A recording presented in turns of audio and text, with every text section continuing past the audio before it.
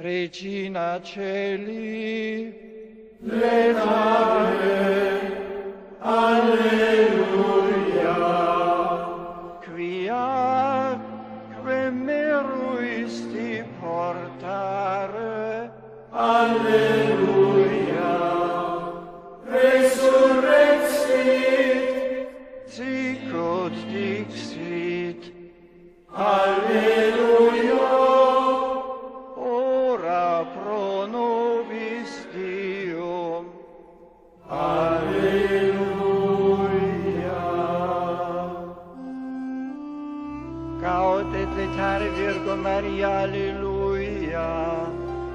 Quia surrexit Dominus Dei, alleluia.